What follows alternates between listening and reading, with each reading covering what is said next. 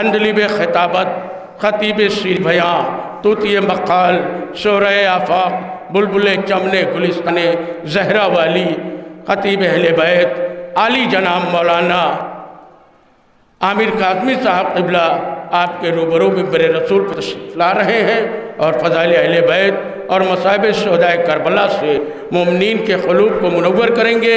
آپ حضرات ان کے استقبال کے لیے ایک بلند ترین نعرہ صلوات بھیجیں عظمت محمد والے محمد۔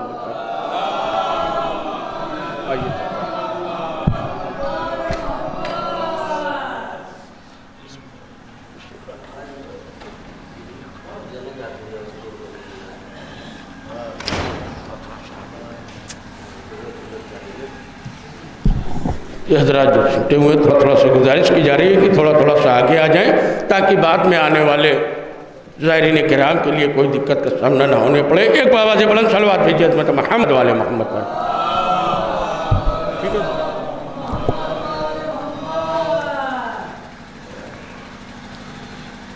رحم اللہ من قرأ الفاتحہ۔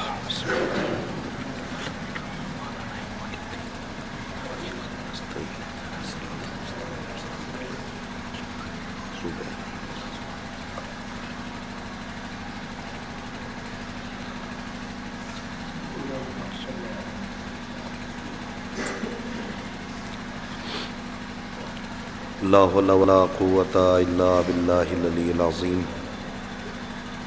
اعوذ باللہ من الشیطان اللعین الرجیم۔ بسم اللہ الرحمن الرحیم۔ رب اشرح لی صدری ویسر لی امری واحلل عقدۃ من لسانی یفقہوا قولی۔ الحمد للہ رب العالمین والعاقبۃ للمتقین والجنۃ للمؤمنین۔ علی محب الغرباء الفقراء المساکین رحمۃ للعالمین۔ رسول الثقلین امام الحرمین جد الحسن والحسین، صاحب قاب و قوسین، امامہ مشارق و مغارب، وبدن الصابر ولسان الذاکر وقلب الشاکر والامہات الطواہر، الذین لیذہب عنکم الرجس اہل البیت ویطہرکم تطہیرا۔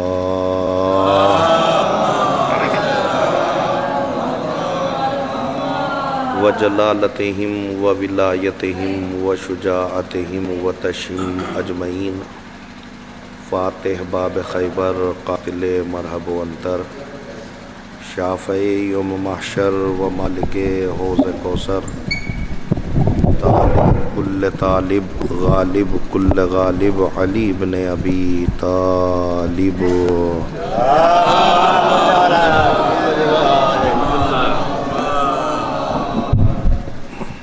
اما بعد فقد قال اللہ تبارک و تعالی فی کتابہ الکریم وخطابہ العظیم وفی قرآن المجید وقولہ الحق بالحق۔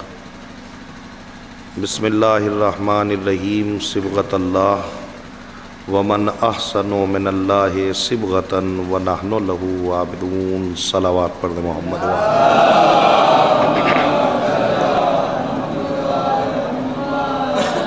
بزرگان عزیز، برادران ملت،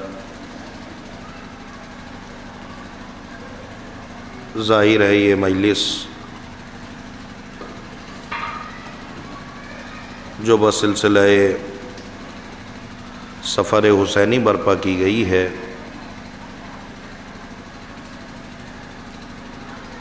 اور اس سفر حسینی کا جو آغاز ہے وہ ہم اور آپ ان مجلسوں سے کرتے ہیں تاکہ یہ انسان سمجھ سکے کہ کربلا کا آغاز کس دن سے ہوا تھا اور کربلا کس دن مکمل ہوئی تھی۔ لہٰذا آج کا دن کہ جس کو اگر آغاز کربلا بھی کہا جائے تو غلط نہ ہوگا، اور ہم لوگ اس آغاز کربلا کو ایسے مناتے ہیں تاکہ آنے والی مقدس ہستیاں ہمارے اس عمل سے خوش ہوں اور ہمیں اس کی جزا دنیا میں بھی ملے اور آخرت میں بھی ملے۔ لہٰذا اسی عنوان سے یہ لفظ آپ تک پہنچایا جا رہا ہے کہ ارشاد باری تعالیٰ ہوتا ہے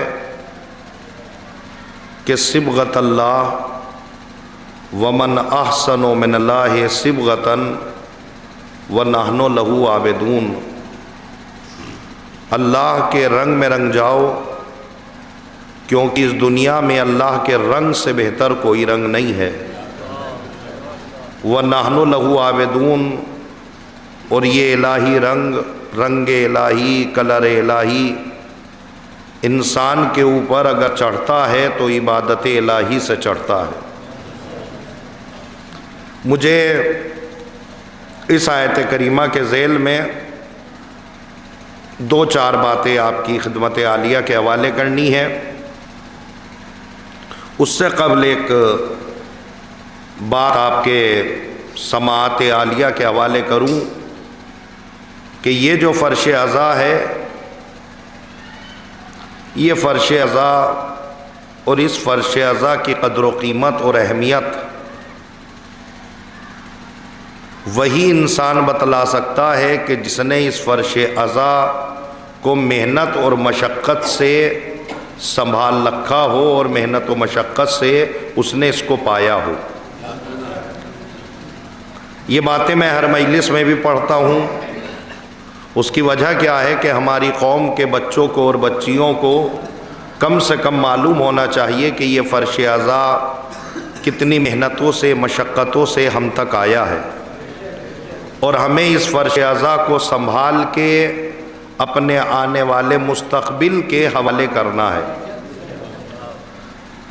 اس لیے کہ اگر آپ اس فرش عزا کی قدر و قیمت کو سمجھیں تو شاید سمجھ میں آ جائے، ورنہ جو بزرگ حضرات ہیں وہ شاید اس فرش عزا کی قدر و قیمت کو سمجھ لیں گے، چونکہ انہوں نے اس فرش عزا کے لیے کچھ نہ کچھ دیا ہے۔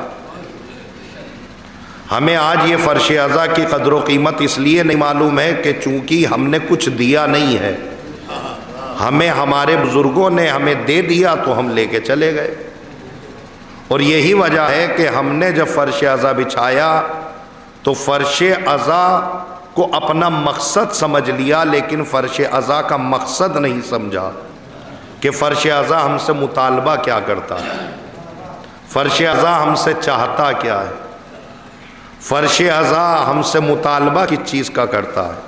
یہ کربلا کے جس کا آغاز آج ہو رہا ہے، یہ کربلا ہم سے چاہتی کیا ہے، یہ سفر امام حسین ہم سے مطالبہ کیا کر رہا ہے۔ ہم تو بس اسی رو میں لگے ہیں کہ ہمارے ابا کرتے تھے، ہم بھی کر رہے ہیں، ہم کریں گے، ہمارے آنے والی نسلیں کریں گی۔ میرے عزیزو، یہ رسم عزا تو ہو سکتی ہے، حقیقت عزا نہیں ہو سکتی۔ حقیقت عزا کب ہوگی؟ جب ان مجلسوں کو ہم اپنے کردار کے سانچے میں ڈھال لیں، تب تو سمجھ میں آتا ہے کہ آپ نے سفر حسینی سے کچھ کمایا ہے، سفر حسینی سے آپ نے کچھ حاصل کیا ہے۔ اصل سفر حسینی سے پہلے مثلاً ایک انسان نماز نہیں پڑھتا تھا، اور سفر حسینی کے بعد ایک انسان نماز پڑھنے لگے، تو اس کا مطلب یہ ہے کہ سفر حسینی کامیاب ہوا۔ سفر حسینی سے پہلے ہمارے گھر کی ایک بچی بنا حجاب و بنا نقاب کے ٹہلتی تھی، لیکن سفر حسینی کے حوالے سے، سفر حسینی کی وجہ سے اس نے نقاب ڈال لیا، حجاب پہن لیا۔ اس کا مطلب یہ ہے کہ زینب کے پردے نے اثر کیا۔ لیکن اگر मालूम हुआ इधर सफ़र हुसैनी होता चला जा रहा है, हमारे ख़वातीन के सरों से चादरें उतरती चली जा रही है, नौजवानों के दरमियान बदकिरदारी के मज़ाहरे हो रहे हैं। तो आप माफ़ कीजिएगा, ये रस्म अज़ा तो हो सकती है, हकीकत करबला नहीं हो सकती। और जब इंसान हकीकी करबला वाला बन जाता है तो वो उस इंसान की जज़ा सिर्फ दुनिया ही में नहीं मिलती, बल्कि जब इंसान वाक़ईन हकीकी अज़ादार बनता है तो आले मोहम्मद उसे इस दुनिया में भी जज़ा देते हैं और आखिरत में भी जज़ा देते हैं। और ये बात मैं क्यों कह रहा हूं, ये बात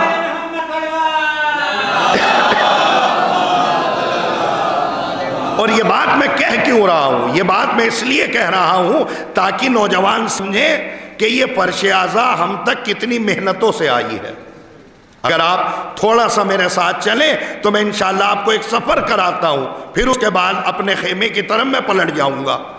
आप देखें कि करबला के बाद से लेकर आज के दौर तक, दौरे हाजिर तक की मैं बात कर रहा हूं, करबला से लेके आज तक बातिल ने और बातिल ताकतों ने जो काम बड़ी पाबंदी से किया वो ये किया कि किसी भी तरीके से जिक्र हुसैन रुक जाए।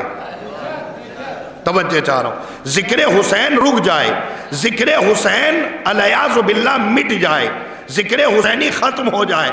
और सिर्फ जिक्र हुसैन ही ना रुके बल्कि आसार हुसैनी खत्म हो जाए, कब्र हुसैन खत्म हो जाए। आप चल रहे हैं कि नहीं चल रहे हैं? यानी करबला से लेके आज के दौर तक बातिल ने बहुत पाबंदी से अगर कोई काम किया है तो यही किया है कि किसी भी तरीके से हुसैन का जिक्र मिट जाए, किसी भी तरीके से लोग हुसैन का नाम लेने वाले ना रहे। लेकिन ज़माना गवाह है, जैसे जैसे मुसीबतें बढ़ती चली गई अज़ादार कदम आगे बढ़ाता चला गया। ज़माना गवाह है, जैसे जैसे मुसीबतें, मशक्क़तें, मेहनतें आगे बढ़ती चली गई वैसे अज़ादार आगे बढ़ता चला गया। अगर अभी आप मेरी समाज के साथ नहीं चले तो एक जुमला हवाले कर देता हूं। आप देखिए, क्या ये तारीख की सितम ज़रीफ़ी नहीं है? क्या ये बातिल की बातिल ताकतों का असर नहीं है कि बातिल ने सबसे पहले काम ये किया? नौजवान सुने, और जहां तक ये आवाज़ जा रही है इसको जाने दीजिए। बातिल ने जो काम बड़ी पाबंदी से किया वो यही तो किया कि जो भी कब्र हुसैन की ज़ियारत के लिए जाएगा उसे टैक्स देना होगा। ये जुल्म हुआ है। आप इसको माने या ना माने वो एक अलग बात है, आपने इसको देखा हो या ना देखा हो, लेकिन ये हुआ है। आप जो है वो माशाअल्लाह अल्हम्दुलिल्लाह पूरी दुनिया आपकी जेब में रहती है, जिसको मोबाइल कहते हैं। आप मोबाइल में ये बातें सर्च करिएगा तो आपको मिल जाएगा कि कब्र हुसैन की ज़ियारत के लिए जो भी जाएगा उसे टैक्स देना होगा। ज़माना गवाह है कि लोगों ने टैक्स भरा, पैसा दिया, मगर कब्र हुसैन की ज़ियारत के लिए कोई रुका नहीं है। कब्र हुसैन की ज़ियारत के लिए लोग गए हैं। बातिल ने जब ये देख लिया कि ये हमारी स्कीम तो नाकाम हो गई, हमने इनसे पैसा मांगा था, ये पैसा लेके आ गए, अब बातिल ने फौरन मंसूबा बदला। बातिल ने मंसूबा बदल के कहा कि अब जो भी कब्र हुसैन की ज़ियारत के लिए जाएगा उसे अपनी ज़मीनें बेचनी पड़ेंगी, अपनी ज़मीनें देनी पड़ेंगी। मैं एक लम्हे के लिए आपको जगाना चाहता हूं, अगर बातिल का मकसद पैसा कमाना था तो पैसा तो आ ही रहा था। मकसद पैसा कमाना नहीं है, मकसद है कि किसी भी तरीके से जिक्र हुसैन रुक जाए। मकसद ये है, लिहाजा पैसा मांगा, पैसा मिला कि अब जिसको भी कब्र हुसैन की ज़ियारत के लिए जाना है उसे ज़मीन जो है वो हमारे नाम करनी पड़ेगी। ज़मींदार लोग गवाह हैं, और मैं भी एक ज़मींदार घराने से हूं। मेरे बुजुर्गों ने मुझे बतलाया है कि लोगों ने ज़मीनें बेची हैं मगर कब्र हुसैन की ज़ियारत के लिए गए हैं। ज़मीनें बेची हैं, जायदादें बेची हैं। ये आज के नौजवान को एक कहानी लग रही होगी, लेकिन ये हकीकत है। मैं क्यों पढ़ रहा हूँ? इसलिए पढ़ रहा हूँ ताकि नौजवान इस फर्श आज़ा की कदर व कीमत को समझ ले। ज़मींदार लोगों ने ज़मीनें दी हैं, पैसे वालों ने पैसा दिया है। जब बातिल ने ये देख लिया हमारा ये मंसूबा भी नाकाम हो गया, फौरन मंसूबा बदल दिया कि अब जो भी कब्र हुसैन की ज़ियारत के लिए जाएगा उसे अपने हाथों को कलम करवाना होगा। آپ بیدار ہیں؟ اسے اپنے ہاتھوں کو قلم کروانا ہوگا۔ جب باطل نے یہ اعلان کر دیا، اپنے وزیر کو بلایا اور بلا کے کہنے لگا دیکھو اب کل سے کوئی بھی روضہ حسین پہ نظر نہ آئے گا، اس لیے کہ میں نے دیکھ لیا، میں نے ان سے دولت مانگی انہوں نے دولت دے دی، میں نے ان سے زمینیں مانگی انہوں نے زمینیں میں دی، اب تو میں نے ان سے ان کا ہاتھ مانگا ہے۔ یہ میں بھی جانتا ہوں انسان سب کچھ دے سکتا ہے مگر اپنا ہاتھ نہیں دے سکتا۔ باطل حاکم یہ کہہ کے اپنے بستر پہ سو گیا۔ ابھی صبح نمودار نہ ہوئی تھی، وزیر نے شانہ پکڑ کے ہلایا، ارے سرکار اٹھئے تو صحیح، ذرا باہر کا نظارہ دیکھیے، یہ بھیڑ کی بھیڑ، یہ فوج کی فوج، یہ قطار کی قطار، یہ جھنڈ کا جھنڈ، یہ لشکر کا لشکر۔ باطل پریشان ہو گیا، ارے یہ کیا ہو گیا، ہم نے تو ان سے ہاتھ مانگا تھا، یہ ہاتھ دینے کے لیے آ گئے۔ وزیر نے ہاتھ جوڑ کے کہا سرکار آپ نے تو ان کا مسئلہ ہی حل کر دیا، کل تک آپ نے ان سے پیسہ مانگا تھا اور صرف وہی آ رہا تھا جو مالدار تھا، زمینیں مانگی تھی وہی آ رہا تھا جو زمیندار تھا، مگر آپ نے تو ایسی چیز مانگ لی، کسی کے پاس کچھ ہو یا نہ ہو ہاتھ تو سب کے پاس ہے۔ صلوات پڑھیں محمد وآلہ، کسی کے پاس کچھ ہو یا نہ ہو۔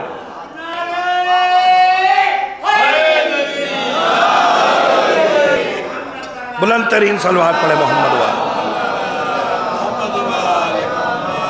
کسی کے پاس کچھ ہو یا نہ ہو ہاتھ تو سب کے پاس ہے۔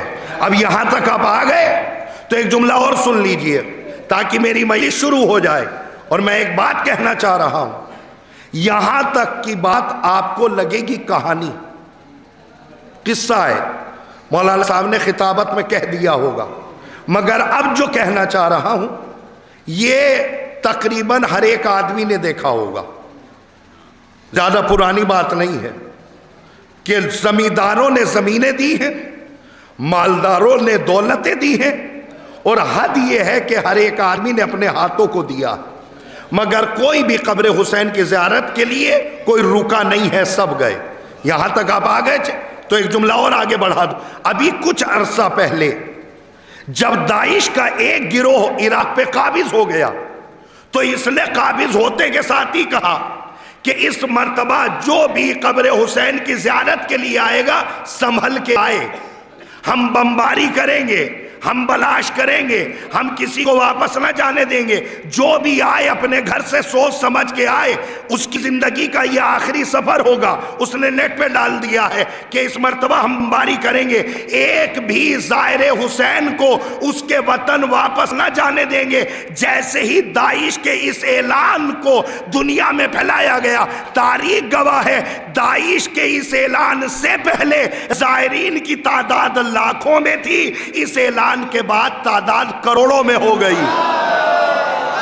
میں نے بہت بڑی بات کہی ہے، میں نے بہت بڑی بات کہی ہے، داعش کے اس اعلان سے پہلے زائرین کی تعداد لاکھوں میں تھی، اس اعلان کے بعد تعداد کروڑوں میں ہو گئی۔ بخدا میں آپ کی مختصر سی بات پر مطمئن ہوا، لیکن میں نے جملہ بہت بڑا کہا ہے۔ جن کے ہاتھ اٹھ گئے میں سمجھوں گا کہ انہوں نے میری بات کو سمجھ لیا، جن کے ہاتھ نہیں اٹھے پیچھا ان کا بھی نہیں چھوڑوں گا۔ توجہ چاہ رہا ہوں، ظاہر ہے کہ جہاں تک یہ بات پہنچنی چاہیے پہنچ جائے، کہ ظاہر ہے کہ یہ ساری چیزیں کیوں ہو رہی ہیں۔ داعش کے اس اعلان سے پہلے تعداد کروڑوں کی ہے، لاکھوں کی ہے، اعلان کے بعد تعداد کروڑوں میں ہے، تو اس کا مطلب یہ ہے کہ معجزہ تو ہے۔ ابھی رک جائیے تھوڑا سا، میں آپ کے دلوں کے قریب آ جاتا ہوں۔ اس اعلان سے پہلے تعداد لاکھوں میں ہے، اس اعلان کے بعد تعداد کروڑوں میں ہو گئی، اس میں کمال کس کا ہے؟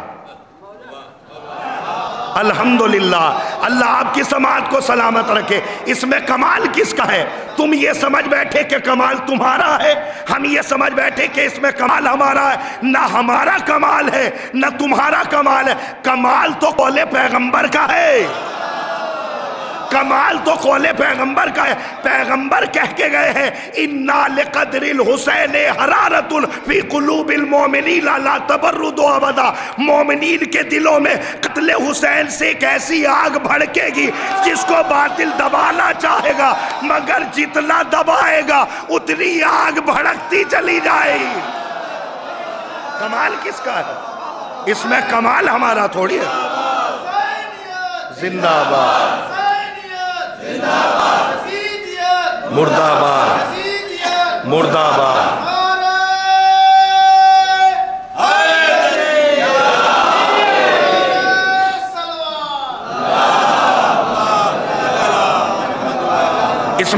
اس میں کمال کس کا ہے؟ اس میں کمال ہم یہ سمجھ بیٹھے کہ ہمارا کمال ہے، آپ کا کمال ہے. آپ نہ گئے ہوتے تو وہاں کا کوئی زائر نہ بنتا. نہیں میرے عزیزو، یہیں سے مجلس کو گریز کر لے جاؤں گا. امام نے پیغمبر فرماتے اِنَّا لِقَدْرِ الْحُسَيْنِ حَرَارَةٌ فِي قُلُوبِ الْمُؤْمِنِينَ لَا تَبَرُّدُ أَبَدًا. مومنین کے دلوں میں قتل حسین سے ایک ایسی آگ بھڑکے گی جس کو باطل بجھانا چاہے گا، مگر مومنین کی یہ آگ بھڑکنے کے لیے، خاموش ہونے کے لیے تیار نہیں ہے. ہمارا تمہارا کوئی بھی کمال نہیں ہے. کمال تو یہ قول پیغمبر کا ہے. پیغمبر کہہ کے گئے ہیں مومنین کی یہ آگ بھڑکے گی نہیں، مومنین کی یہ آگ ختم نہیں ہوگی، بھڑکتی رہے گی. ارے نالائقو، اپنی حیثیت تو دیکھ لو.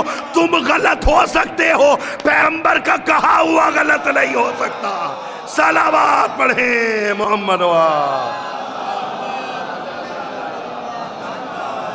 اب ایک جملہ میں یہیں سے آپ تک پہنچا دوں تاکہ مجلس اپنے عروج تک آ جائے.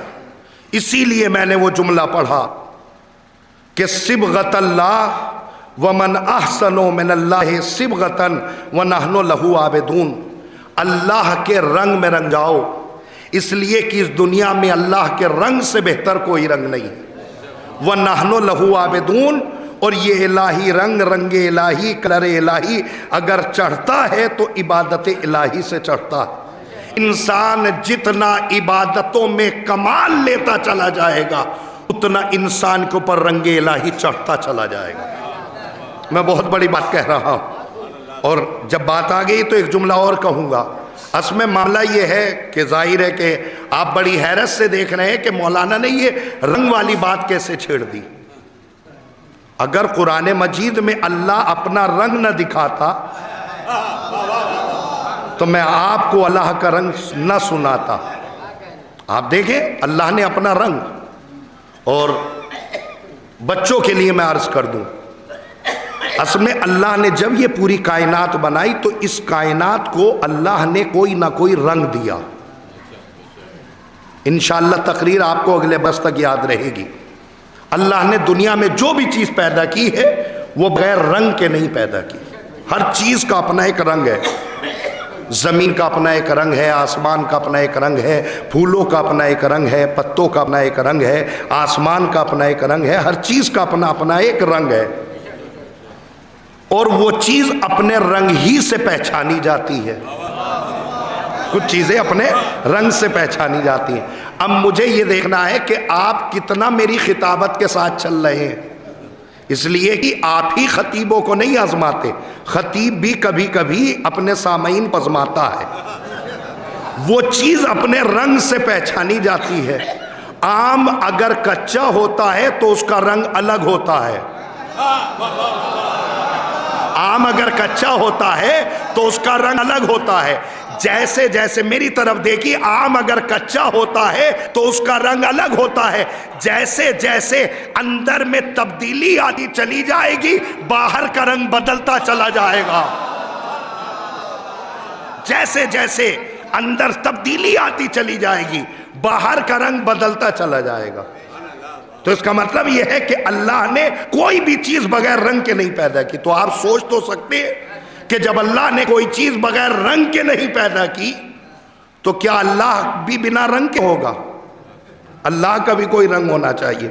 لیکن آیا کون سا رنگ ہے، کون سا کلر ہے، یہ میں بچوں کے لیے سمجھاتا. اصل میں ایک ہوتا ہے مادی کلر.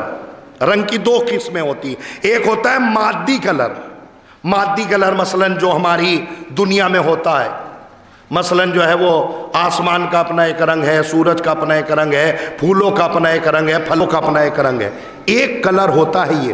तवज्जो चारो मेरी तरफ देखिए, इसलिए कि मुझे अपने वक्त में बात को समेटना है। इस कलर को कहा जाता है मादी कलर, मादी रंग, जो हमारी दुनिया में होता है। ये रंग कभी बदलता नहीं है, ये कभी बदलता नहीं है कि गुलाब का फूल कभी लाल रहे और कभी पीला हो जाए। हाँ, नस्ल बदल जाएगी तो रंग बदल देगा। जो समझ गए उनकी समात को सलाम। और ये जुमला अहले जलालपुर है, मुझसे बेहतर खुतबा को आप सुनते रहते हैं। और एक ज़माने में हम भी बहुत आते थे जलालपुर, पता नहीं अब कौन सी खता हो गई कि अब जो है वो साल में एक बार आना होता है, लेकिन अहले जलालपुर ने बहुत मोहब्बतें दी हैं। मैंने एक खासा सफ़र इस ज़मीन पे किया है, सामईन मुझे जानते हैं, लिहाजा जुमला सुन लीजिएगा कि जाहिर है कि एक होता है मादी कलर, ये बदलता नहीं है, ये रहता है। मेरा ये मौजू नहीं है, मैं दूसरी तरफ आता हूं। एक होता है रंग की एक किस्म और होती है, जिसको अगर उर्दू में तर्जुमा किया जाए तो शायद रंग बमानी ढंग, रंग बमानी ढंग। और आसान करूं, पढ़े लिखे अपराध बैठे हैं, उर्दू दा बैठे में, शदीद शबाहत को भी रंग कहते हैं। मिसाल दूं, आज मौलाना ने ऐसी मजलिस पढ़ी कि फला मौलाना के रंग याद आ गए। बोला जाता है ना ये जुमला, तो क्या मतलब? फला मौलाना काले थे तो मौलाना आमिर काज़मी भी काले हो गए, फला मौलाना गोरे थे तो मौलाना आमिर काज़मी भी गोरे हो गए। नहीं, कहा मौलाना साहब आपके पढ़ने का अंदाज और आपके पढ़ने का तरीका ऐसा था कि शदीद शबाहत की वजह से आपके अंदर वो लफ्ज नजर आने लगा जो उन मौलाना में था। आपकी खामोशी अपनी जगह पे बजा है, इंशाअल्लाह खामोशी टूट जाएगी। शदीद शबाहत को भी रंग कहते हैं। और आसान करूं, मैं जिस मौजू पे बोलना चाहता हूं, जब से नौकरी लगी है रंग ही बदल गए। अब तो आसान हो गया ना, जब से नौकरी लगी है रंग ही बदल गए, जब से पैसा क्या आ गया रंग ही बदल गए। ये बोला जाता है कि नहीं बोला जाता है? बस मेरा मौजू यही है, रंग बमानी ढंग, शदीद शबाहत को भी रंग कहते हैं। तो परवरदिगार ये कहना चाहता है कि हमें ऐसा आदमी नहीं चाहिए जो माहौल होने के बावजूद अपने रंग को बदलता रहे। हमारा मकसद ये है कि इंसान जिस मैदान में भी हो रंगे इलाही चढ़ा हुआ हो। नहीं, अभी आप मेरी खिताबत के साथ नहीं चले। मैं खतीब भी हूं, इमाम जुमा भी हूं, लिहाजा मुझे अपनी जिम्मेदारी का पता है। ये सब जानते हैं मैं अपने पेशे से गद्दारी नहीं करता, मैं अपनी जिम्मेदारी को समझता हूं, लिहाजा मैं हक अदा कर देता हूं। अल्लाह ये कहता है सिबगत अल्लाह व मन अहसनु मिन अल्लाह सिबगतन व नहनु लहु आबिदून। अल्लाह के रंग में रंग जाओ, इसलिए कि इस दुनिया में अल्लाह के रंग से बेहतर कोई रंग नहीं है। और व नहनु लहु आबिदून, और ये इलाही रंग अगर चढ़ता है तो इबादत इलाही से चढ़ता है। जितना इंसान इबादतों की दुनिया में बढ़ता चला जाएगा रंगे इलाही चढ़ता चला जाएगा। अब यहां तक आप आ गए, अब एक जुमला और सुन लीजिए। रंगे इलाही चढ़ता है इबादत इलाही से, व नहनो लहू आबिदून, इबादत इलाही से रंग चढ़ता है। तो हर एक आदमी चढ़ा लेगा, जो भी इबादतें करेगा वो अपने ऊपर रंगे इलाही चढ़ा लेगा, अल्लाह का कलर ले लेगा। लेकिन एक जुमला कहना चाहता हूं, रंग इस कदर मोहकम हो कि हल्की सी तपिश से उतर ना जाए। मैंने बहुत बड़ी बात कही है, रंग इस कदर मोहकम हो, इतना मजबूत चढ़ा हुआ हो कि हल्की सी तपिश से उतर ना जाए। कुछ कलर इस कदर कच्चे होते हैं कि धूप की हिद्दत भी बर्दाश्त नहीं कर पाते, अपना रंग बदल देते हैं। आपने देखा होगा जब घरवाली का दुपट्टा आप रंग कराने के लिए ले जाते हैं, तो जब वो दुपट्टा जो है वो रंग आपको देता है तो क्या कहता है, इसे फैलाइएगा, साए में फैलाइएगा, धूप में ना फैलाइए। क्यों? कहा इसलिए कि ये रंग इस कदर कच्चा है कि ये धूप की हिद्दत को भी बर्दाश्त नहीं कर पाएगा। अब अल्लाह भी यही कहना चाहता है, रंगे इलाही इस कदर चढ़ा लो कि जालिम जुल्म करते करते थक जाए मगर मजलूम के ऊपर से रंगे इलाही ना उतरे। میں نے بہت بڑی بات کہی، اب میں بتلاؤں کیسے کیسے، اور اب ظاہر ہے کہ وقت تمام ہو چلا ہے، بس جلدی سے 2 لفظ سن لیجئے۔ کیسے کیسے لوگ ہیں؟ کلر، ایک ہلکا سا تپش آئی، کلر اتر گیا۔ دکھلاؤں آپ کو، وہ یہ ہے کہ اسلام کو سب سے زیادہ خطرہ، اسلام کو، اسلام ہی کو نہیں، ہر قوم کو، چاہے وہ کوئی بھی قوم ہو، اسلام کو یا کسی بھی قوم کو سب سے زیادہ خطرہ یا تو چاپلوسوں سے ہوا ہے یا مسجد کے کبوتروں سے ہوا ہے۔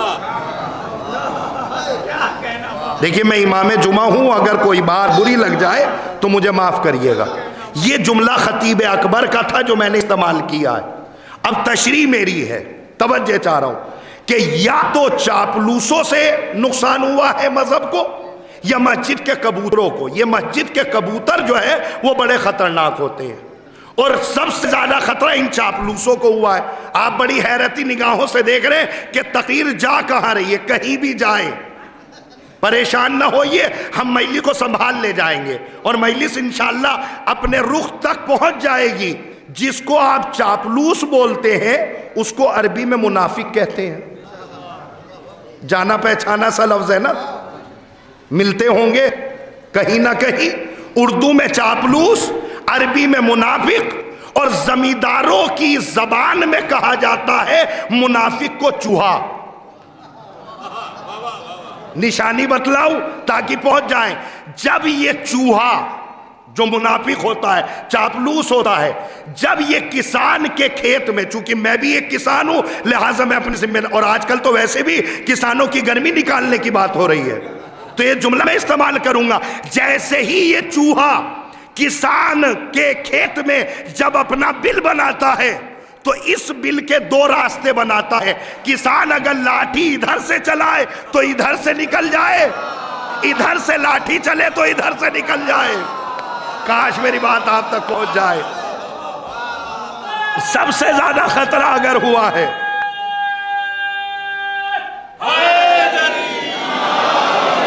سب سے زیادہ خطرہ اگر ہوا ہے تو انہی لوگوں سے ہوا ہے، منافقوں سے۔ یہ ہر جگہ ملیں گے، ہر محلے میں ملیں گے، ہر بستی میں ملیں گے، اور شاید اگر اور قریب آ کے ٹٹولو گے تو ہر گھر میں مل جائیں گے۔ ان کو اللہ نے پیدا ہی اس لیے کیا ہے کہ یہ ادھر کی بات ادھر کرتے رہے، ادھر کی بات ادھر کرتے رہے۔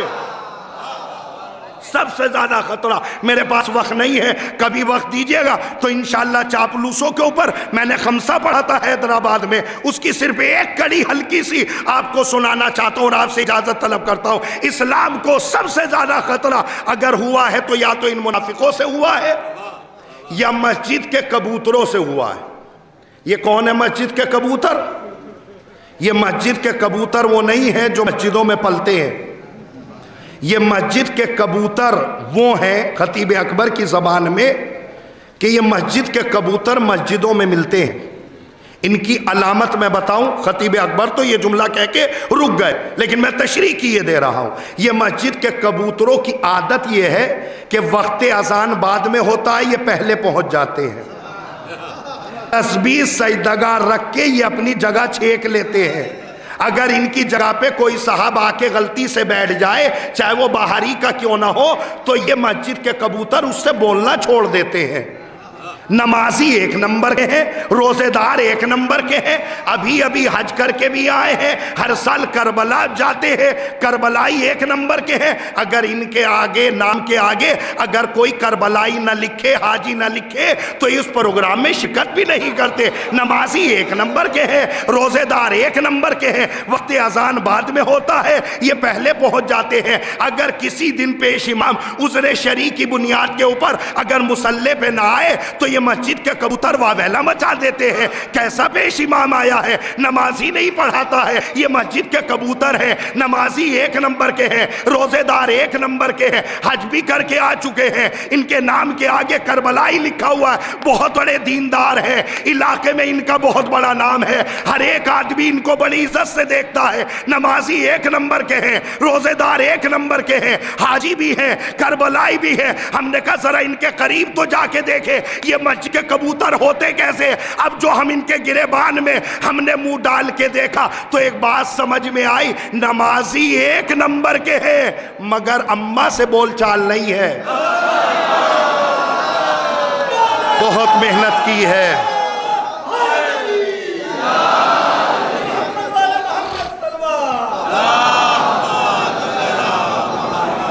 یہ ان خطیبوں کے لیے مشکل ہوتی ہے جو اجنبی ہوتے ہیں، جو یہ پوچھتے ہیں یہاں کے لوگ سنیں گے کیا۔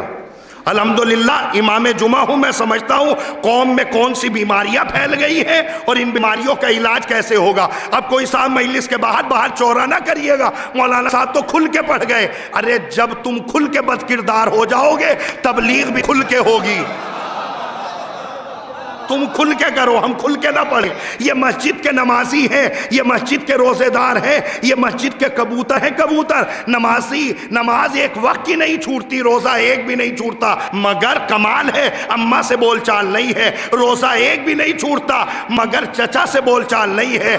نمازی ایک نمبر کے ہیں، حاجی ہیں، حج کر کے آئے ہیں، اگر موقع مل جائے ڈول کاٹنے کا تو پیچھے بھی نہیں ہٹتے۔ کربلائی ایک نمبر کے ہیں، اگر موقع مل جائے تو پورے محلے کی غیبتیں ان کے گھر میں ہوتی رہتی ہے۔ نمازی ایک نمبر کے ہیں مگر رشتہ داروں سے کوئی تعلق نہیں ہے، ناطے داروں سے کوئی واسطہ نہیں ہے۔ اپنے خاندان والوں میں جو غریب لوگ ہوتے ہیں اگر کہہ دیتے ہیں یہ ہمارے رشتہ دار ہے تو یہ حاجی صاحب، کربلائی صاحب کہتے ہیں ہوں گے رشتہ دار، ہم تو نہیں جانتے۔ نمازی ایک نمبر کے ہیں، خاندان سے دور ہے۔ روزے دار ایک نمبر کے ہیں مگر محلے والوں سے دور ہے۔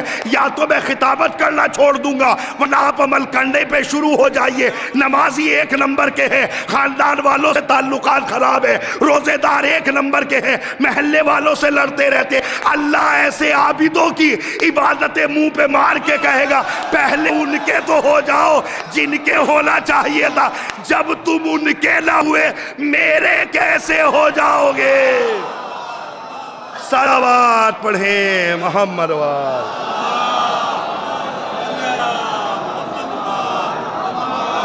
یہ دوغلا پن نہیں چلے گا۔ نمازی ایک نمبر کے ہیں تو یہ دیکھو، اور یہ شاید ہم نے کسی موقع پہ عرض بھی کیا تھا کہ اسلام پیغمبر نے یا پیغمبر کے بعد جتنے بھی اولیاء اور جتنے بھی وصی اور ولی گزرے سب نے تبلیغ مسجد میں نہیں کی ہے، سب نے تبلیغ مسجد کے باہر کی ہے۔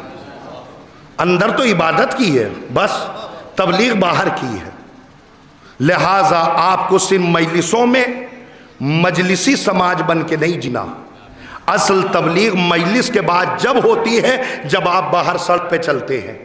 اب سمجھ میں آئے گا امام حسین آپ کو کتنا پسند ہے جب آپ غیبتیں کریں گے۔ جب سمجھ میں آ جائے گا مولا علی آپ سے کتنا پیار کرتے ہیں اور آپ مولا علی سے کتنا پیار کرتے ہیں جب آپ اپنے بھائی کی مدد کریں گے۔ اللہ ایسے عابدوں کی عبادتیں پسند نہیں کرتا جس میں دوغلا پن پایا جاتا ہو۔ اسی لیے وہ کہتا ہے صبغۃ اللہ ومن احسن من اللہ صبغۃ، اللہ کے رنگ میں رنگ جاؤ، اس لیے کہ اس دنیا میں اللہ کے رنگ سے بہتر کوئی رنگ نہیں ہے۔ اور یہ رنگ الہی عبادت الہی سے چڑھتا ہے۔ جتنا انسان عبادتوں کی دنیا میں بڑھتا چلا جائے گا اتنا رنگ الہی چڑھتا چلا جائے گا۔ اور یاد رکھیے گا کہ یہ رنگ جب انسان کے اوپر چڑھ جاتا ہے تو ہلکی سی تپش سے اتر نہ جائے، اس لیے کہ قرآن پکار کے کہتا ہے وَمَن يَبْتَغِ غَيْرَ الْإِسْلَامِ دِينًا فَلَن يُقْبَلَ مِنْهُ، اگر تم میرے دربار میں اگر اللہ کے رنگ کے علاوہ کوئی دوسرا رنگ چڑھا کے آ گئے فَلَن يُقْبَلَ مِنْهُ، ہم سے قبول کرنے والے نہیں ہیں۔ آج کا یہ جو مسلمان ہے یہ ملٹی کلر مسلمان ہے، اس کی ڈیمانڈ بھی زیادہ ہے۔ یہ ملٹی کلر مسلمان ہے، کیسے ہے؟ بازار میں گیا بازار کے رنگ میں رنگا گیا، آفس میں پہنچا آفس کے رنگ میں رنگا گیا، مسجد میں آیا مسجد کے رنگ میں رنگا گیا، مجلس میں آیا مجلس ہی رنگ بن گیا۔ لیکن اسلام کہتا ہے نہیں نہیں، اللہ کا رنگ اسے نہیں کہتے جو بازاروں میں بدل جائے آفس میں بدل جائے۔ اللہ کا رنگ وہ ہوتا ہے سر سے لے کے پیر کے انگوٹھے تک، اللہ کا رنگ جو بھی ہوگا وہ ایک ہی ہوگا، چاہے انسان بازار چلا جائے وہی رنگ ہوگا، چاہے آفس میں چلا جائے وہی رنگ ہوگا۔ مطلب یہ ہے گرگٹ کی طرح رنگ نہ بدلو، رنگ الہی میں آ جاؤ۔ صلوات پڑھیں محمد وال۔ بس وقت تمام ہو گیا. آخری بات، یہ عبادت الہی سے چڑھتا. جب انسان عبادت الہی کے اس کمال پہ پہنچ جاتا ہے تب یہ انسان اپنے اوپر رنگ الہی چڑھاتا. کیا مسلمان ہو کہ کالے پیلے نیلے کے چکر میں پڑے ہو؟ کالے کپڑے پہننے سے کوئی شیعہ نہیں ہوتا. نہیں، اصل چیز ہے کہ آپ کا کردار کیسا ہے. اسلام یہ کہتا ہے سماج کے کسی بھی معاشرے میں رہو، رنگ الہی ہو. آخری بات اسی لیے، اور جب انسان اپنے وجود کے اوپر رنگ الہی چڑھا لیتا ہے اس کو قرآن مومن کہتا ہے. اسی لیے چھٹے امام جعفر صادق علیہ السلام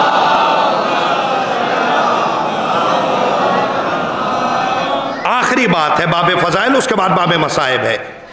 امام فرماتے ہیں کہ ان المؤمن اشد من زبر الحدید، بے شک مومن لوہے سے زیادہ مضبوط شے کا نام ہے.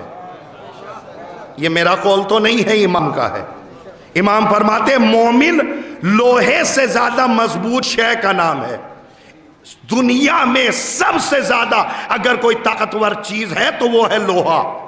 امام فرماتے ہیں مومن لوہے سے زیادہ مضبوط ہوتا ہے. ہماری سماج میں کس کو مومن کہتے ہیں؟ ہمارے سماج میں مومن اسے کہتے ہیں جو بیچارہ ہو، لاغر، نحیف، کمزور، نہ سماج سے مطلب، نہ خاندان سے مطلب، نہ کسی کی خوشی میں خوش ہو کے خوش ہے، نہ کسی کے غم میں غمگین ہو کے خوش ہے. نہیں، بیچارے ہیں تو مومن ہیں، انہیں مطلب ہی نہیں کہ دنیا میں کیا ہو رہا ہے. یہ کب کس نے بتلایا کہ مومن اسے کہتے ہیں جو دنیا کی طرف ہی نہ دیکھے؟ امام فرماتے مومن یہ نہیں ہوتا کہ جو دنیا سے بالکل پالت چھوڑ دے. نہیں، ان المؤمن اشد من زبر الحدید، مومن لوہے سے زیادہ مضبوط شے کا نام ہے. مولا سب سے زیادہ وزنی چیز اور مضبوط چیز اگر کوئی ہے تو لوہا. امام فرماتے ہیں مومن لوہے سے زیادہ مضبوط ہوتا ہے. امام کہتے ہیں ہاں میں نے کہا نا مومن لوہے سے زیادہ مضبوط شے کا نام ہے. مولا بتا تو دیجئے. امام نے پوری حدیث بیان کی ہے، پوری نہیں سنانی، وقت تمام ہو گیا. امام فرماتے ہیں میں نے اس لیے کہا ہے مومن لوہے سے زیادہ مضبوط ہوتا ہے اس لیے کہ لوہے کی کمزوریاں بہت ہیں. لوہے کی ایک کمزوری یہ ہے یدخل النار تبدلا، لوہے کی کمزوری یہ ہے کہ لوہے کو آگ میں ڈالو اپنا رنگ بدل دے گا. میں نے مجلس پڑھی ہے. امام فرماتے ہیں مومن لوہے سے زیادہ مضبوط ہوتا ہے. یدخل النار تبدلا، لوہے کو آگ میں ڈالو اپنا رنگ بدل دے گا. اس کے بعد امام فرماتے ہیں وَإِنَّ الْمُؤْمِنَ إِذَا قُتِلَ ثُمَّ نُشِرَ إِذَا قُتِلَ ثُمَّ نُشِرَ لَمْ يَتَغَيَّرْ قَلْبًا، مگر مومن اس مرد مجاہد کا نام ہے کہ جس کو قتل کر کے اگر اس کی راکھ بھی ہوا میں بکھیر دی جائے اور پھر اسے زندہ کیا جائے لم يتغیر قلبا، اس کا دل بدلنے کے لیے تیار نہیں ہے. مومن لوہے سے زیادہ مضبوط شے کا نام. کس کے اوپر کتنا اچھا رنگ چڑھا ہے یہ مجلسوں میں نہیں پتہ لگتا، یہ تو مجلس کے بعد پتہ لگتا. مجلس میں تو سارے کے سارے مومن ہو ہی جاتے ہیں.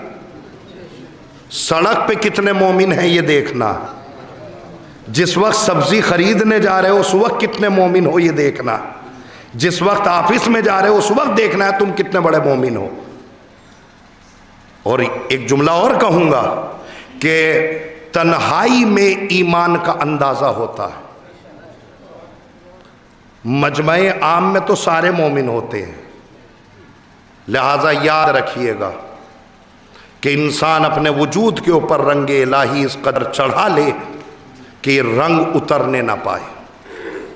اور اسی رنگ کو کس قدر کس پہ چڑھا ہے، شاید یہ رنگ جانچنے کے لیے حسین نے کربلا کو رکھا ہے. آپ دیکھیں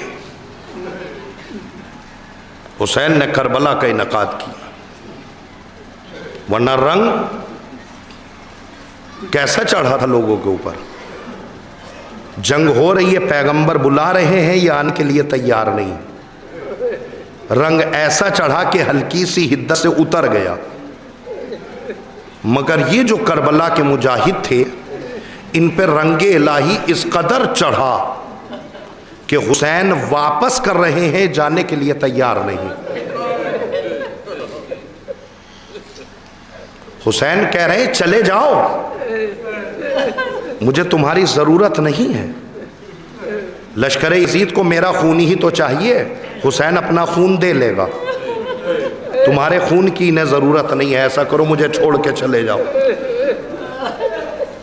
रिवायत कहती है कि शहज़ादी ने मुझे शहनशाह मसाइब का लक़ब दिया है, इसलिए मैंने फ़ज़ाइल में कमी की है, मसाइब में कमी नहीं करूँगा। तवज्जो चाह रहा। हुसैन ने कहा चले जाओ, एक न उठा। इमाम हुसैन ने अगला जुमला कहा, अच्छा अब भी नहीं जा रहे हो? तो अगर इसलिए नहीं जा रहे हो कि अगर तुम चले गए तो तुम्हें जन्नत न मिलेगी, तो हुसैन ज़मानत देता है पहले तुम जन्नत में जाओगे, बाद में हुसैन जन्नत में जाएगा। अब चले जाओ, एक न उठा। किस कदर रंगे इलाही चढ़ा, एक न उठा। उसके बाद इमाम हुसैन आगे बढ़ के कहते हैं अच्छा अब भी तुम नहीं जा रहे हो? अगर इसलिए नहीं जा रहे हो कि तुम्हारी रोज़ क़यामत कौन शिफात करेगा, हुसैन जिम्मेदार है, मैं अपने नाना से कह के तुम्हारी शिफात कराऊंगा।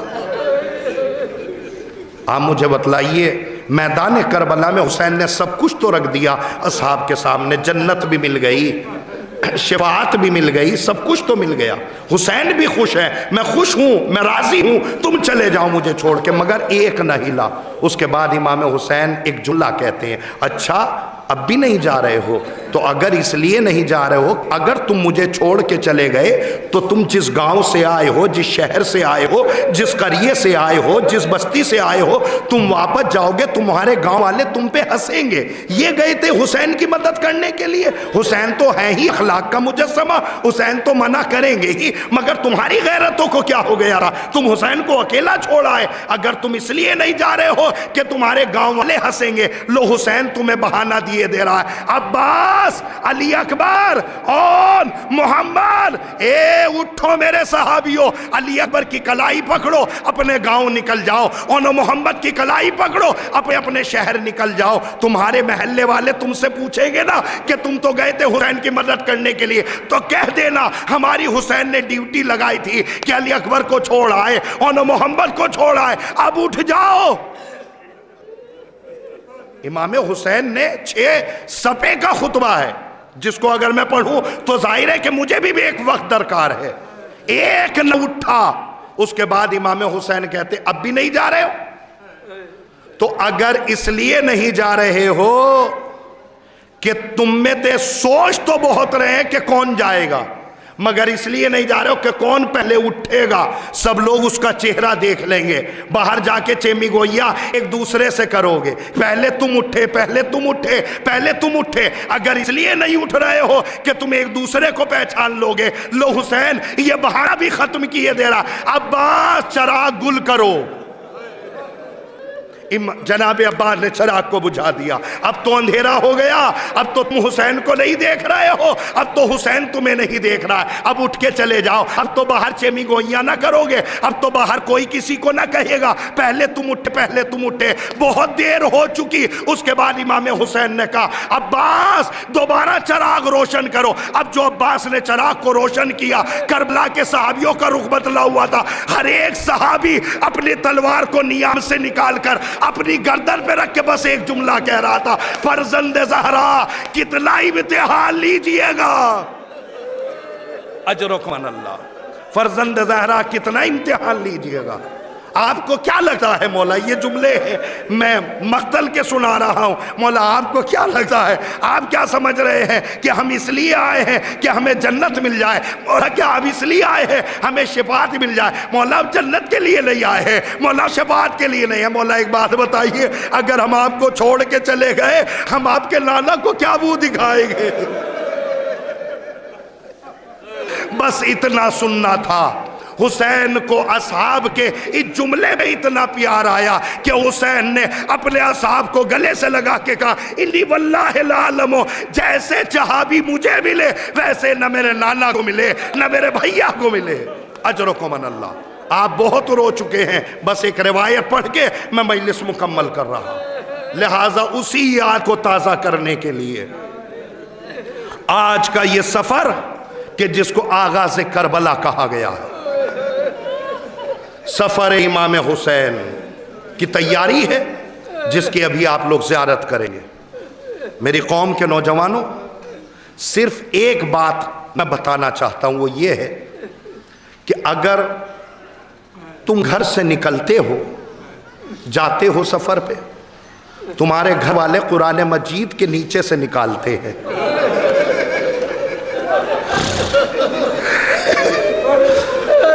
ہماری بیٹیاں دروازے پہ آ جاتی ہیں، ہماری بہنیں سر کو ڈھانک کے دروازے پہ آ جاتی ہیں، خدا حافظ کرتی ہیں، کم سے کم انہیں اس بات کا یقین تو ہے نا کہ میرا بھائی پلٹ کے آئے گا، میرا بابا پلٹ کے آئے گا، مجھے زیادہ مصائب نہیں پڑھنے، پلٹ کے تو آئے گا اس بات کا تو یقین ہے، لیکن حائر صغرا جب اپنے باپ کو رخصت کر رہی ہے تو عجیب و غریب عالم میں کر رہی ہے، اجرکم من اللہ۔ اور میں نے یہ جملہ کبھی پڑھا تھا کہ محلہ بنی ہاشم کا یہ دستور رہا ہے، یہ بات مشہور تھی کہ اگر کبھی علی کو جلال آ جائے، علی کو جلال آ جائے، تو روایت یہ لکھی گئی ہے کہ علی کے سامنے زینب کو لے آؤ، مولا کائنات کا جلال رک جائے گا۔ اسی خاندان بنی ہاشم میں یہ بات بھی مشہور تھی کہ اگر کبھی عباس کو جلال آئے تو سکینہ کو لا کے کھڑا کر۔ میری قوم کے نوجوانوں، شرمایا نہ کرو، ہچکچایا نہ کرو، ایسے رویا کرو کہ جیسے رونے کا حق ہے، اگر رونا نہ آیا کرے سروں کو نیچے کر لیا کرو، سر کو اڑا لیا کرو۔ روایت کے جملے ہیں، تاریخ میں ملتا ہے کہ امام حسین مسجد میں بیٹھے ہوئے قرآن مجید کی تلاوت کر رہے ہیں، اچانک فرمان جاری ہوا، اے حسین ابن علی تمہیں دربار بلایا گیا ہے۔ امام حسین نے جو ہے وہ قرآن مجید کو بند کیا، اپنے گھر پہ آئے اور آ کے کہنے لگے بہن زینب مجھے حاکم نے دربار میں بلایا ہے۔ جناب زینب نے ایک جملہ کہا، بھیا جب بھی اس دربار کا نام آتا ہے میرے رونگٹے کھڑے ہو جاتے ہیں، میری طبیعت خراب ہو جاتی ہے، میری طبیعت الجھنے لگتی ہے۔ بھیا خیر تو ہے، تمہیں دربار بلایا جا رہا ہے؟ ہاں بہن مجھے حاکم نے دربار میں بلایا ہے۔ تو بھیا ایسا کرو اکیلے نہ جانا، اپنے ساتھ محلہ بنی ہاشم کے کم سے کم کچھ نوجوانوں کو لے کے چلے جائیے۔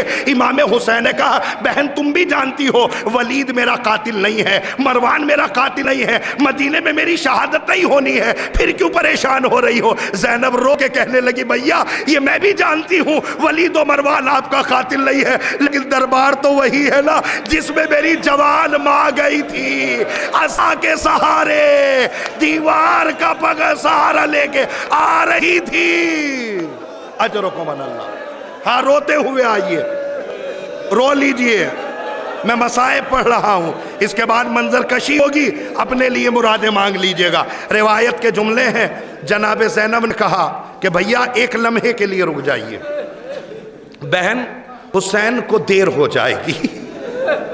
نہیں بھیا میں کسی کو نہیں بلاؤں گی، ایسا کرو آپ عباس کو بلا لیجئے، عباس کے ساتھ چلے جائیے۔ ام الفضل کے ذریعے سے جب عباس کو بلایا گیا ہے تو علامہ دربندی لکھتے ہیں کہ جب عباس آئے ہیں تو اس عالم میں آئے ہیں نہ سر پہ امامہ ہے، نہ پاؤں میں نالین ہے، گریبان چاک ہے، آستین الٹ کے جناب عباس نے اپنے ہاتھوں کو حسین کے قدموں پہ رکھ کے ایک جملہ کہا، ارے بطول کی اولاد رو رہی ہے، بطول کی اولاد رو رہی۔ عباس حاکم نے دربار میں بلایا ہے، بس یہاں سے تیور پڑھ لیجئے گا، میں منبر خالی کر رہا ہوں۔ جیسے ہی حاکم کا نام آیا جناب عباس نے لفظ بدل کے کہا مولا آپ کے علاوہ ہمارا حاکم کون ہے؟ آپ کے علاوہ ہمارا کوئی حاکم نہیں۔ بس اتنا سننا تھا، امام حسین رونے لگے اور رو کے کہنے لگے عباس کربلا نہیں ہے، عباس یہاں لڑنا نہیں ہے، عباس چلو چلتے ہیں۔ جناب عباس نے کہا نہیں نہیں مولا چلیں گے چلیں گے، تھوڑا سا اور نوجوانوں کو لے لیا جائے پھر چلیں گے۔ کہا نہیں نہیں مجھے دیر ہو جائے گی۔ جناب عباس نے کہا ٹھیک ہے مولا وہ آقا، میں ایک آواز دیتا ہوں جو آ جائے ٹھیک ہے، اگر کوئی نہیں آئے گا ہم اور آپ دونوں چلیں گے۔ بھرے گھر میں کھڑے ہو کے جناب عباس نے 27 رجب کی رات میں جناب عباس نے اپنے کانوں پہ ہاتھ رکھ کے ایک جملہ کہا عباس علی اکبر اون محمد اولاد عقیل اولاد حنفیہ۔ کتابوں میں لکھا ہوا مختلف قبروں کے دروازے کھلتے رہے، کہیں سے علی اکبر آ گئے، کہیں سے قاسم آ گئے، کہیں سے اول آ گئے، اور ہر ایک آدمی آ کے کہہ رہا مولا ہم تیار ہیں، مولا ہم تیار ہیں۔ اجرکم من اللہ، اللہ تمہارے گریے کو قبول کرے۔ آ جائیے مولا، یہ عزادار آمادے گریہ ہو گئے، رونے میں شرمایا نہ کرو، عزاداری پہ بہت پابندی لگ رہی ہے، پتہ نہیں اگلا سال نصیب ہو یا نہ ہو، دل کھول کے رویا کرو۔ روایت کے جملے ہیں جیسے ہی مختلف کمروں کے دروازے کھلے، مختلف شہید کربلا نظر آئے، حسین رونے لگے۔ جناب عباس نے کہا مولا کیوں رو رہے ہیں؟ جناب امام حسین کہنے لگے عباس اسی ادا نے تو رلایا ہے، آج میں نے بلایا نہیں ہے، تم سارے آ گئے، ایک دن حسین بلاتا رہے گا، کوئی مدد کے لیے نہ آئے گا۔ اجرکم من اللہ۔ اگر اب بھی رونا نہ آیا ہو نا تو دعا کرنا کہ پروردگار آنکھوں میں اتنا پانی بھر دے جب بھی نکلے بنا میں حسین نکلے۔ آخری جملہ، امام حسین 50 آدمیوں کے ساتھ دربار کی طرف بڑھے، دربار کا دروازہ آیا، امام حسین نے سارے جوانوں کو روک دیا، یہیں رک جاؤ کوئی اندر نہیں آئے گا، اور میں کہہ کے جا رہا ہوں کوئی بھی میرا عزیز رشتہ دار اندر نہیں آئے گا، حسین اکیلا جائے گا۔ اگر حالات خراب ہو گئے تو دیکھو یہ دروازہ خیبر سے زیادہ وزنی نہیں ہے۔ امام حسین جیسی دربار کے اندر قدم رکھا، امام حسین کو آہٹ محسوس ہوئی کہ پیچھے سے کوئی آ رہا ہے۔ امام حسین نے پلٹ کے دیکھا تو دیکھا عباس میں نے منع کیا تھا نا میرا کوئی عزیز رشتہ دار نہ ہے۔ عباس رو کے کہنے لگے مولا آپ نے عزیز رشتہ دار ہی تو منع کیا ہے، میں تو جو ہے وہ آپ کے غلام کا بیٹا ہوں۔ نہیں عباس باہر جاؤ، عباس چل لمحے کے لیے باہر چلے جاؤ، عباس کربلا نہیں ہے، لڑنا نہیں ہے، عباس باہر چلے جاؤ، حسین ہے نا حسین بات کر لے گا۔ یہ کہہ کے جناب عباس کو باہر بھیج دیا گیا، امام حسین بات کرنے لگے۔ بہت دیر بات کرنے کے بعد حالات خراب ہو گئے، امام حسین نے اللہ اکبر جیسے ہی بلند آواز سے کہا، اللہ اکبر کی رے ختم نہ ہوئی تھی، دربار کا دروازہ حسین کے قدموں میں آ گیا۔ جناب عباس نے اپنی تلوار کو نیام سے نکال لیا، چاہتے یہ ہے کہ ولید اور مروان کا کام تمام کر دے۔ عباس بڑھتے جا رہے تھے، حسین نے عباس کے کلیجے پہ ہاتھ رکھ کے پیچھے کی طرف ڈھکیل گیا، عباس کربلا نہیں ہے، عباس لڑنا نہیں ہے، عباس کربلا نہیں ہے، عباس لڑنا نہیں ہے، عباس پیچھے ہٹو، عباس یہ نانا کا شہر ہے، یہاں پہ قتل و غارت نہیں ہونا چاہیے، عباس پیچھے ہٹ جاؤ، میری طرف دیکھیے تاکہ تقریر سمجھ میں آ جائے۔ جیسے ہی امام حسین نے کہا نا عباس کربلا نہیں ہے، عباس زمین مدینہ پہ بیٹھ گئے، قبضہ تلوار پہ پیشانی رکھ کے وہ عباس یہ جملہ کہنے لگے، مولا یہ تو بتائیے مجھے لڑنا کب ہے؟ مولا مجھے یہ تو بتلائیے مجھے لڑنا کب ہے؟ مولا اسی مدینے میں 3 دن جنازہ پیغمبر رکھا رہا، آپ لڑے نہیں، آپ کی ماں جوان گئی تھی بوڑھی ہو کے آئی ہے، آپ لڑے نہیں ہے، میرے بابا کے گلے میں رسی کا پھندا ڈال دیا گیا، آپ لڑے نہیں ہے، حسن کے جنازے پہ تیر چلائے گئے، آپ لڑے نہیں ہے۔ مولا جن کا قصہ تمام کرنے دیجئے۔ جب حسین نے دیکھ لیا عباس بھی پھرا ہوا شیر ہے، اب یہ سنبھلنے کے لیے تیار نہیں ہے، حسین نے آواز دی اکبر الیہ، اکبر میرے قریب آ۔ جناب علی اکبر آ گئے، امام حسین اکبر ایسا کر جلدی سے سکینہ کو بلا لا۔ اکبر ایسا کر جلدی سے سکینہ کو بلا لا. جیسے ہی اکبر چلے عباس نے کلائی پکڑ لی. اکبر کہاں جا رہے ہو؟ کہا بابل کہاں ہے؟ سکینہ کو بلا لاؤ. ارے عباس زمین پہ بیٹھ گئے. مولا جو چاہے منوا لیجئے مگر سکینہ کو نہ بلائیے.